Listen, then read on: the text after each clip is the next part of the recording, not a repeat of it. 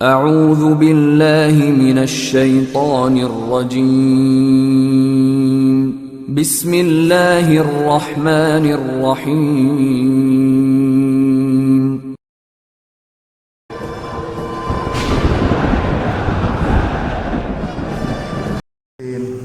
اعوذ باللہ من الشیطان الرجیم بسم اللہ الرحمن الرحیم الحمد للہ والصلاة علی اہلہا۔ ناظرین محترم، ماہ رمضان کی 20 تاریخ سنہ 8 ہجری ایک بہت بڑی مناسبت اپنے اندر سموئے ہوئے ہے۔ ماہ رمضان کی 20 تاریخ میں فتح مکہ ہوئی۔ کیا کسی کو یہ علم تھا کہ مکہ کو نبی بغیر خوریزی، بغیر قتل و غارت گری کے فتح کر سکتے ہیں؟ لیکن میں تو ایک ہی نتیجے پہ پہنچا، وہ نبی کہ جس کی زندگی کو پوری عالم اسلام اور پوری تاریخ نے دیکھا، ہر مذہب کے انسانوں نے دیکھا کہ مکہ میں زندگی کچھ اور تھی، مدینے میں آ کے کچھ اور ہو گئی۔ جنگیں بھی ہوئی، 80 سے اوپر جنگیں رسول اسلام کی۔ کیا یہ تصور کر سکتا ہے کوئی انسان کہ یہی نبی مکہ کو بغیر جنگ، بغیر تلوار کے اٹھائے، بغیر خوریزی، بغیر قتل کے فتح کر سکتا ہے؟ ہاں، ایسا ہوا۔ ماہ رمضان کی 20 تاریخ میں یہ ہوا۔ اور وہ کیسے ہوا؟ ہمیشہ یاد رہے، طاقت خنجر، تلوار، نیزہ، برچھی، توپ ان چیزوں کی نہیں ہے۔ اصل طاقت ہے ایمان کی، اسلام کی طاقت ہے، جس کا اندازہ ہمیں فتح مکہ پڑھنے کے بعد ہوتا ہے۔ فتح مکہ میں دیکھیے، ابتدائی فتح مکہ کے دیکھیے، اب جب رسول اسلام نے مکہ کا ارادہ کیا کہ مکہ جائیں اور فتح کر لیں، آپ نے اپنے چچا عباس کو بھیجا تاکہ وہ ان لوگوں کے درمیان میں جا کے ایک مصلح کا کام، یعنی ایک اصلاح کرنے والے کا کام کریں۔ ابو سفیان کے ذہن اور اس کے دل میں روب پیدا ہو گیا اسلام کا، اور اسے کہا جاؤ، تم بھی جاؤ۔ یہ مکہ پہنچا، اس نے جا کے اسلامی فوج اور سپاہیوں کی وہ باتیں بیان کی کہ جس کے دل میں، جس کے ذریعے سے ان لوگوں کے دلوں میں، مشرکین کے دلوں میں ایک روب پیدا ہو گیا۔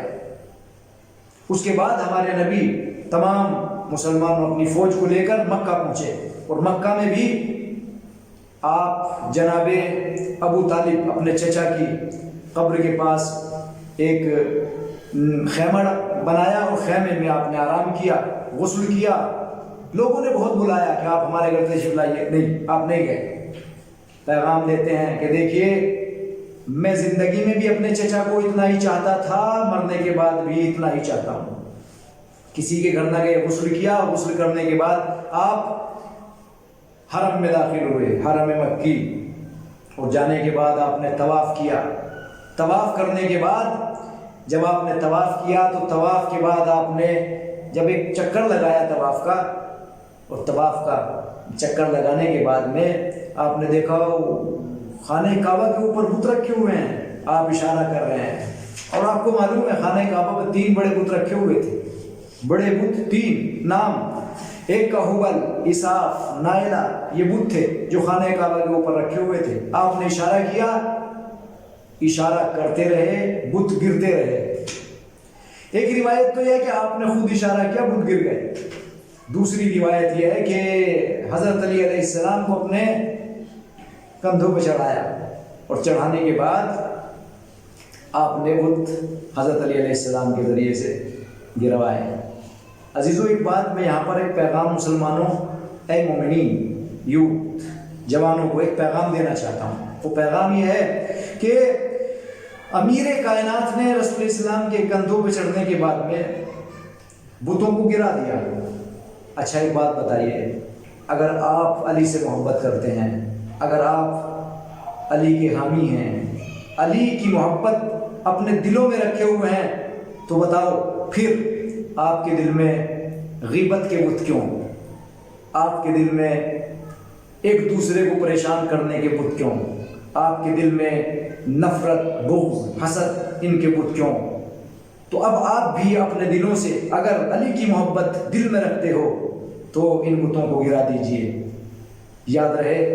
اس کے بعد اب جو رسول اسلام پیغام دے رہے ہیں، خطبہ دیا، خطبہ دینے کے بعد رسول اسلام یہاں تک پہنچے، وہاں مشرکین بھی موجود ہیں، مسلمان بھی موجود ہے، دوست بھی موجود ہے، دشمن بھی موجود ہے، سب کے سب موجود، آپ پیغام دے رہے ہیں۔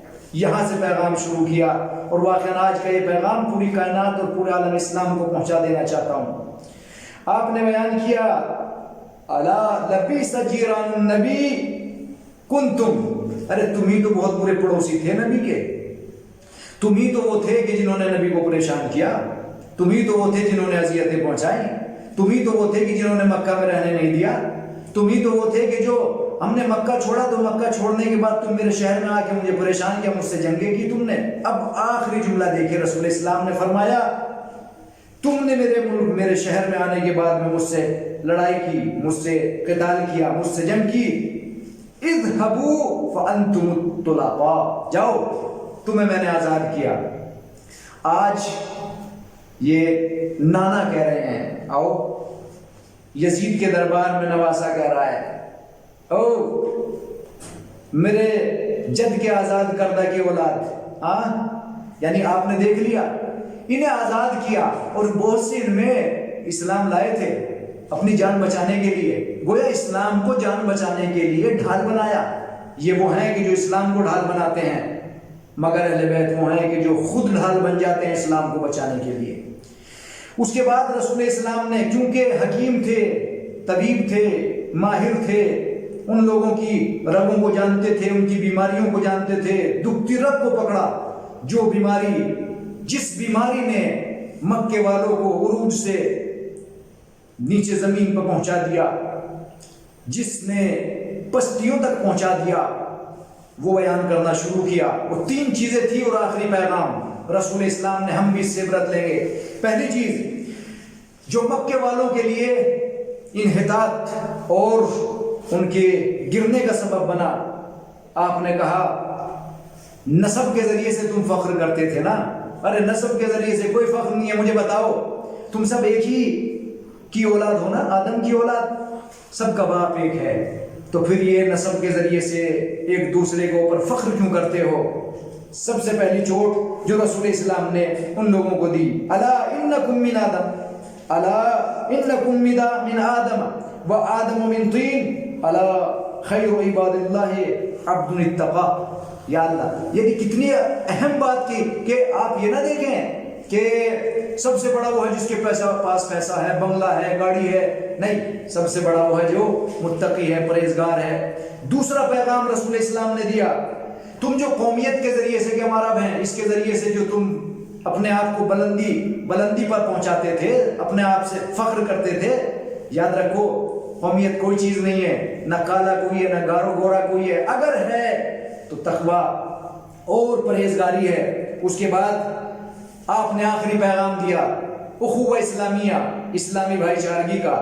دیکھو یہ سب چیزیں ہیں، مگر یاد رہے بھائی چارگی ایک اہم پیغام ہے۔